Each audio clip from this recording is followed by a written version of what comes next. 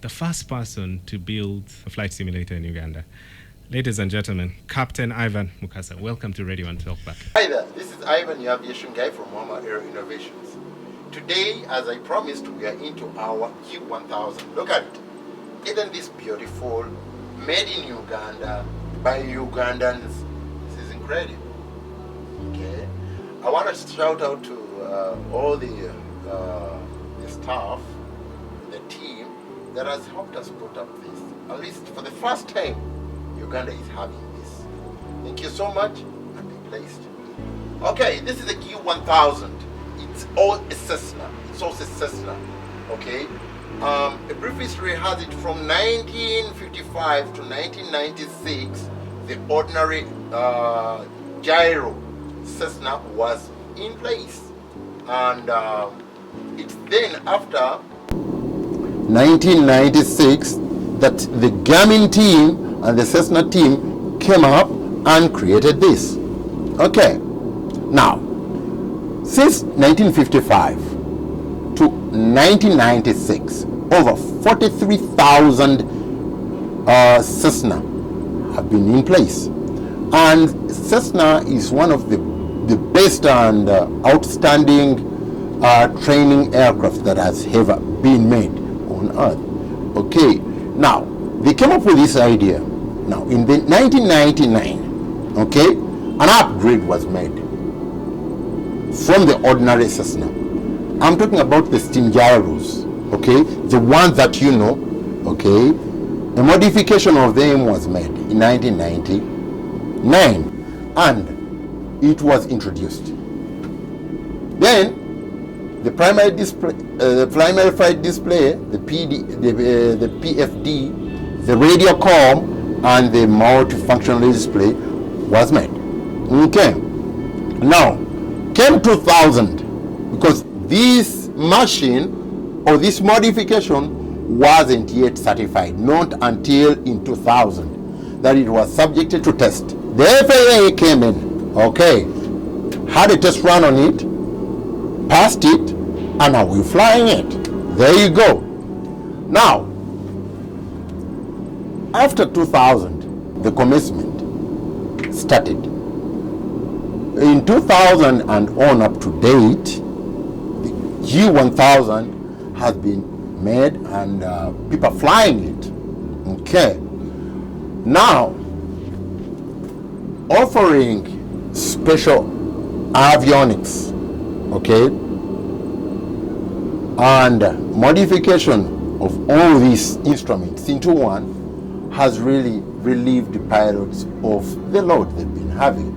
Okay, say for instance, if you to file a flight plan, okay, you don't need to have these maps that we used to have when we're doing our PPL navs. You no longer need to do that. So this machine relieves all pilots, and whatever they are supposed to do, they're left to do is to focus on flying it.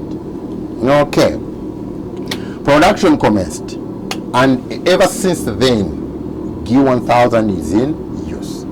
Okay, the feature of the G1000 include the electronic primary flight display, the PDF. It includes the communication system that has different radios and nav radios at the same time. It has the multi-functional display. It has the standby instrument. In case these instruments freak up, we have a backup. Okay, we have our indicated airspeed here, we have our artificial horizon here, and we have our altimeter here. Okay, now we have our control column and the switch panel. Then we have our trim, and we have our throttle quadrant. Okay, we have our fuel selector down here, and these are the communications. Okay, now the features of the G1000 include the GPS navigation system.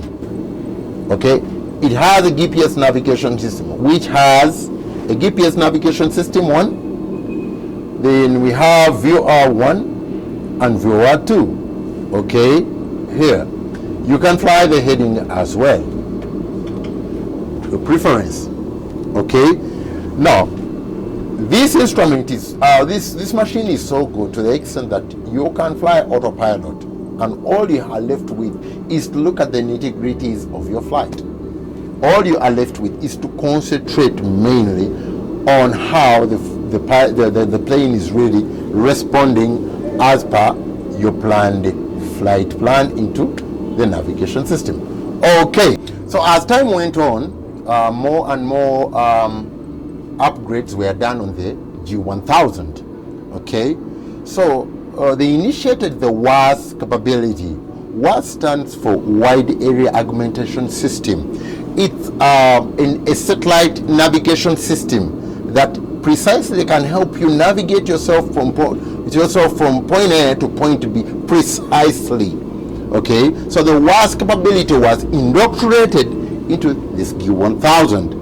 Okay, the synthetic vision is a vision technology for visual representation of the terrain down here and obstacles. Now, let's say, for instance, we are flying and we have a river down here. So it will be evident that we have a river down here. If we have a hill, a mountain around here, it will be evident that we have a mountain here. So the synthetic visual capability was also indoctrinated in. As time went on, still in the advancements of the G1000, the touch interference was initiated.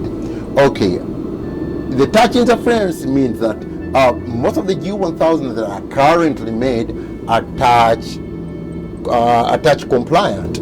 Okay, so bringing more and more interaction with the system as pilots are flying. Lastly, more modification was still made, and the ADSB was initiated as well. ADSB stands for Automatic Defense Surveillance Broadcast, was also initiated. What are the benefits of a G1000? This machine has a lot of benefits. Okay, it does have a lot of benefits. Benefit number 1, it improved greatly situation awareness. Okay, situation awareness as far as flying and pilots are concerned. Remember, when you're flying a gyro Cessna, you gotta look at the instruments at the same time, glance out, look up, because you're a VFR pilot. It's not the same story here. If you don't fly, you may stick on the instrument here, and whatever you're seeing whatever you're seeing here is in relation with whatever is outside. So more situation awareness was improved when you're flying a G1000. Okay, it reduced the workload of the pilots. Okay, I remember when I was really having my nerves at Blue Chip Flying School. I salute you, Blue Chip Flying School. Okay, I remember when I was flying my nerves, we used to have these large maps on us here. Okay, you need to record time, at the same time you need to focus on your point of reference, and at the same time you need to glance and scan the 6-pack. Hey man, that's a lot of work. But as pilots, we are trained to multitask. Okay, multitask. So it's a different story when you're flying a G1000. I normally say flying a G1000 you get lazy. Okay, because we have passed through tough aviation training where everything is physical, everything is manual. But it's a different story when you're flying a G1000. Okay, first of all, the whole system is automated. Okay, automated. Look at autopilot, heading, nav, approach, flight director, altitude. Generally, everything is automated. Still reducing the workload on the pilot. Okay, so when it comes to flight planning, okay, I just said it here. we used to fly plan with a lot of big maps. Okay, you gotta have it on your thigh here. You gotta have the map here. You gotta have your pen here. At the same time, you need to record time. Okay, that's a lot of work. Okay, so here in the G1000, all you gotta do is say flight plan, all flight plan. Then you engage your flight plan here. Okay, just engage your flight plan here. Then the rest is history. Okay, so now workload was simplified, okay, and has been simplified with the G1000. Okay, so the G1000 also has enhanced weather detection.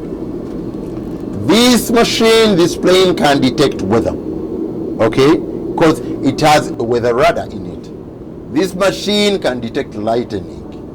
It has a lightning detector on it, okay, with the precise GPS navigation here. Using GPS, you're using nav 1 or nav 2. Say for instance, you can choose to fly the flight plan and fly GPS. You can choose to fly VOR 1. You can choose to fly VOR 2. Okay, so the preciseness of the system itself while flying, okay, it's so good. You just have to put in your waypoints here, then the plane will fly you there using the WAS system. Okay, now reduce flight time. Okay, with the ordinary Cessna, you need to fly that particular path, okay, and that could cost you a lot of time. All right, so now when you fly a G1000, you can even choose to take a shortcut as long as the area that you're flying in is not prohibited or restricted. Okay, you can use your map here, your moving map on the MFD, the mount flight display. You can use your moving map and have shortcuts as you're flying.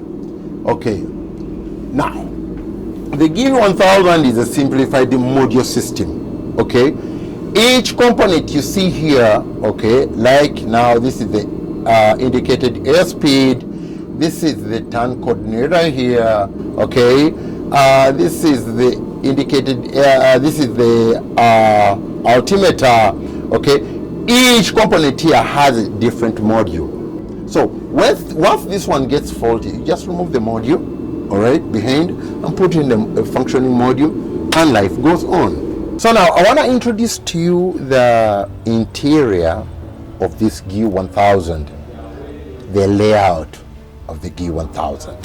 Okay, let's start with the switch panel here. Okay, this is the master battery, okay, and these are the avionics, right? Now we have the rotation beacon, toggle switch, we have the landing light toggle switch, we have the taxi light toggle switch, the nav light toggle switch, and the throb light. We have the fuel pump and the period heat. Okay, why don't you join me out so that we see physically are these controls in effect. Okay, so now here is our Cessna out there. We are at Foxtrot Lima Alpha. We are at Foxtrot Alpha Lima Alpha, that is Lanceria, and we are lined up on runway 07. Okay, so now we need to see if our rotation beacon up there at the tail is really into effect. Let's put on the rotation beacon. There you go. Have a look at it. You see? It's functioning. That's a rotation beacon. All right. Now let's turn around and see our landing lights. Are they really into effect? Okay. Let's toggle the landing lights. Have a look at it. Okay. There you go. We have our landing lights on the extreme left hand. Let's landing lights out. and landing lights on. Landing lights out and landing lights on. Okay, now let's have a test of the tax. Okay, tax lights. All right, so let's have a test of the tax lights. Okay, so in case we are now taxing, all right, there you go, the tax lights are on. Tax lights, do not confuse them with the landing lights. Okay, there are two lights in one position. All right, so these are the tax lights on. Tax lights on. All right, now let's have it turn and twist and see how our nav lights are really reacting. Okay, there you go, we have the nav lights. Let me switch off the rotation beacon so that you don't get confused. All right, look at the extreme end of the wing. Okay, there you go, there you go, the nav lights. All right, there you go. And let's have a look at the throb lights. Okay, there you go. They are at the extreme end of the wing. So now all our switches, as far as flight configuration is concerned, they are working and good to go. All right, let's have a test of the flaps. Okay, 10 notches of flaps. Look at the flaps. Look at the flaps down up there. 10 notches of flaps, 20 notches of flaps, and flaps full. Okay, and back. We're retracting flaps in back. All right. So now let's look at the primary flight display. Today I may not go into the nitty-gritties of the flight primary display. I may not go into details, but at least this is called the primary flight display. Okay, it has a lot of information. Remember the 6-pack that we used to talk of when we were flying an ordinary gyro Cessna? It's all in here. Okay, more of this in the next video. Now let's come here at the comms. Okay, we have comms here and we have navigation radio aids here. Okay, we have COM1 mic, meaning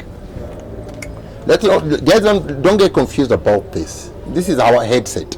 COM mic is here. Okay, meaning if I happen to switch off the COM mic like it is on, okay, either COM1 or COM2 like it is on, okay, this is what happens, right? This is the COM mic, right? Meaning I'll be speaking to REC. Okay, now this is the COM1, meaning I'll be listening to whatever is happening with that COM1 over the headsets.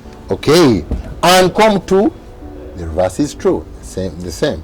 All right, now COM1, COM2. All right, I'll give you details in the next video. All right, now let's go to the radio aids that aid navigation. DME, distance measuring equipment. Okay, we have nav1, nav2, then we have the ADF, automatic direction finder. All right, so nav1 will relate with the NDB, and nav1 will relate with the VOR, and nav2 VOR2, then ADF will relate with the NDB. Okay, having gone through that, let's have the multifunctional display. Okay, it's a multifunctional display because we have here our tachometer. Okay, you see, that's the tachometer. All right, or commonly known as the RPM, rotation per minute. You can read it here. We have our fuel flows, we have our oil pressure, we have our exhaust gas temperature, we have our fuel quantity. All the details are in here, and when you're taking off, you read them. Okay, P's and T's and green, RPM 2100 and above, airspeed coming in alive, 55 knots, then we rotate. Okay, having said that and done, let's get down here. We have the backup instrumentation system. Okay, In case one of our indicated airspeed freaks up, then we can continue relating with this. In case our artificial horizon freaks up, then we can continue to relate with this. In case our altimeter here, vertical altimeter phase out, then we can go with the gyro one. Okay, the altimeter. All right, proceeding on, still with our G1000, we have our control column. Look at it, state of the art. Isn't this beautiful? Come on, this is so good. Okay, we have our control column called the yoke. Then we can trim from here. We have our throttle quadrant here. Okay, this is the power, okay, that manipulates pitch up and down, pitch up and down, power. Then we have our carb heat to help us with the engine icing, carb heat. Then we have our mixture, okay, mixture. Then we have our fuel selector down here. This is our fuel selector. On taxing, we definitely have to be, on pre-flight, we definitely have to be on the left. When you're about to tax, we need to be on the right. Then, when we are to fly, take off and fly, then fuel selector should be on both. Then we have our rudder pedals down here. Do not forget, we need to have the rudder pedals very effective. Okay? And last but not the least, we have our compass here. We have our compass here. This compass is so good, it will help you guide you through your navigation. Okay, so generally this is it. This is our G1000. It's a Cessna G1000, and it's a level 2 simulator. You're most welcome to come and have a try on this. I understand Saloti students, you guys are flying this G1000. It's one of the planes, it's one of the lots of planes that you have in your reach. Saloti Flying School, you so happen to fly G1000, and I call upon you guys to come and have a test flight on it. Okay. Once again, I would like to thank you, thanking the team for the initiative. Wama Aero Innovation is a simulator company. We deal in flight simulators. We construct, put together flight simulators. We don't import flight simulators. No. We put them together ourselves. Okay, any sort of flight simulator, we do them. And stick yourself to the channel. Helicopter is coming up very soon. Do not be one of the guys who is going to meet out. I'm out. This has been Ivan, the aviation guy from Innovations.